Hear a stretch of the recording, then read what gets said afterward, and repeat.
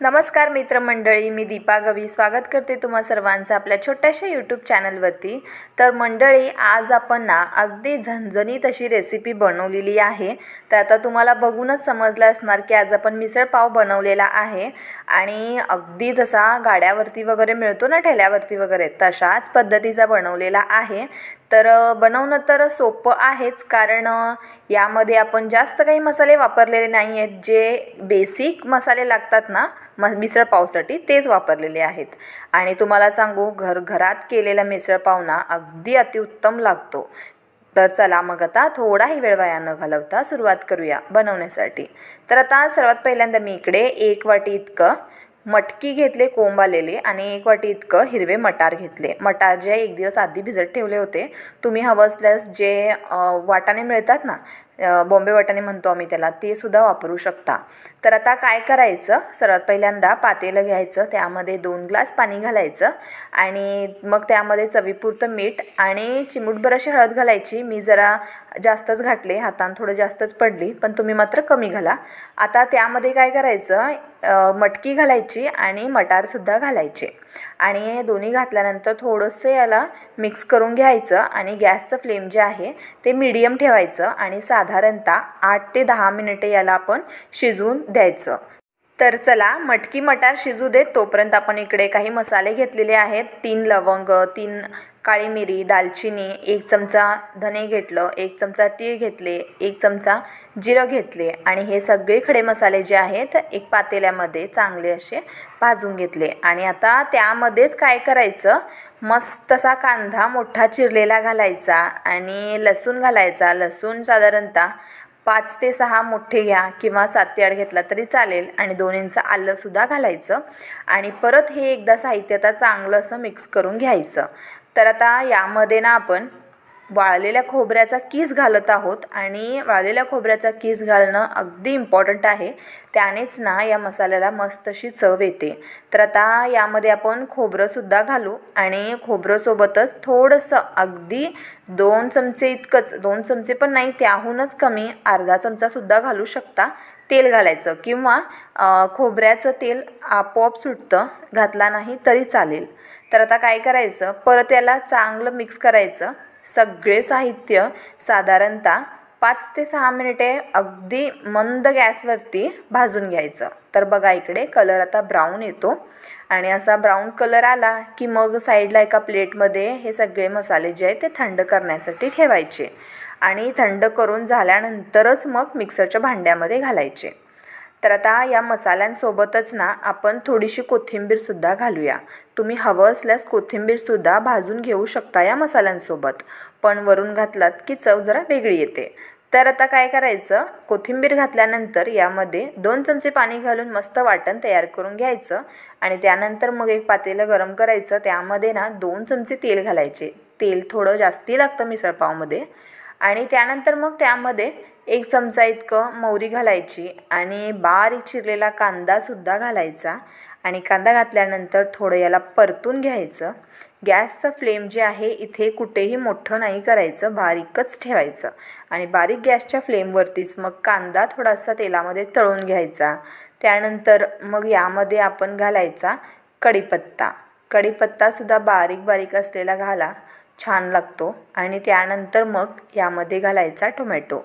Tomato आपण इकडे 1 घातलेला आहे आणि कांदा इकडे मी 1 घातलेला आहे। तर आता कांदा टोमॅटो चांगलं मिक्स करून घ्यायचं आणि याला आपण साधारणतः 2 मिनिटे बारीक गॅसच्या फ्लेमवरती मस्त शिजवून घेणार आहोत आणि शिजल्यानंतर मग काय करायचं, चवीपुरतं मीठ घालायचं। चवीपुरतं मीठ घालून ना जे आपण वाटण तयार करून घेतलं होतं ना ते घालायचं। तर आता मिक्सरला थोडं वाटण लागलेलं असतं, त्यामुळे त्यामध्ये थोडंसं पाणी घालायचं आणि ते पण वाटण या पातेल्यामध्ये घालायचं आणि मस्त याला मिक्स करून द्यायचं। तर आता हे वाटण जे आहे साधारणतः 3 ते 4 मिनिटे मंद आचेवरती शिजवून घ्यायचं आणि मसाला मग अशा पद्धतीने थोडा शिजला की मग त्यानंतर मसाले घालायचे, जसं की चिमूटभर हळद, 1 चमचा लाल मिरची पूड, 1 चमचा गरम मसाला, बस इतकेच मसाले घालायचं, जास्त काही मसाले घालायचे नाहीत। तर आता काय करायचं, हे सगळे मसाले जे आहेत असे चांगले परतून घ्यायचे. गॅसचं फ्लेम बारीकच ठेवायचं. तर आता हे सगळे मसाले जे आहेत 2-3 मिनटं शिजवून घेतल्यानंतर ना जे आपण मटकी आणि मटार शिजवून घेतलेलं होतं ना ते यामध्ये घालायचं. आणि मग त्यानंतर तुम्ही बघतच आहात मस्त झणझणीत कलर येतो. आणि भाजी म्हणून सुद्धा तुम्ही ही अशीच खाऊ शकता बरं का. पण मिसळसाठी म्हटलात तर या पद्धतीचीच भाजी लागते. तर आता काय करायचं, यामध्ये ना 2 ग्लास पाणी घालायचं. कारण आपण मिसळपाव जे आहे अगदी असा सार असतो मिसळपावचा, तो अगदी पातळ असतो. त्यासाठी तुम्हाला किती पाणी हवं आहे तितकं तुम्ही घालू शकता, पण शक्यतो थोडं पातळच ठेवा. तर आता मी इकडे 2 ग्लास पाणी घातले आणि चांगली त्याला 3 ते 4 मिनिटे उकळी आणली.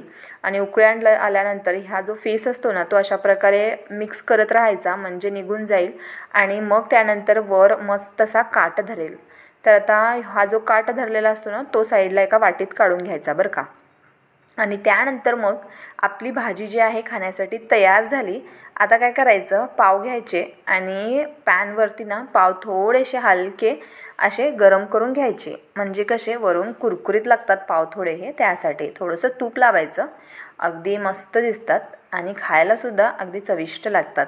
तर आता पावला मी थोडंसं आतून परतून तूप लावून ना भाजून घेतले आणि मस्त ते कुरकुरीत झाले होते बरं का. आता काय करायचं, पाव हे जे आहेत ना साईडला ठेवायचे आणि त्यानंतर आपल्या भाजीकडे थोडं लक्ष द्यायचं. कारण इथपर्यंत आपली भाजी जी आहे ती तयार झालेली असते. तर बघतात तुम्ही मस्त काट आलेला आहे. मी वाटीमध्ये बाजूचा जो काट होता तो सुद्धा काढून घेतलेला आहे. आणि तुम्ही इकडे बघतच आहात. आता आपण प्लेटिंग करायला सुरुवात केलेली आहे. आता एक प्लेट घ्यायचं, पाव ठेवायचे. बघा काट मी एकदा काढून घेतले होते आणि किती छान काट दिसत आहे आपला. आणि त्यानंतर कांदा बारीक चिरून घेतले आणि सर्वात पहिल्यांदा आपल्या इकडे चुडा असतो ना तो चुडा घालायचा. त्यानंतर मग यामध्ये घालायचा शेव किंवा आलू भुजिया असतं ना ते सुद्धा घालायचं. आलू भुजियांमध्ये सुद्धा काही मसाले असतात त्यामुळे ते मसाले छान लागतात आलू भुजियामध्ये. आता काय करायचं, यामध्ये ना आपली भाजी तयार करून घेतलेली ती घालायची.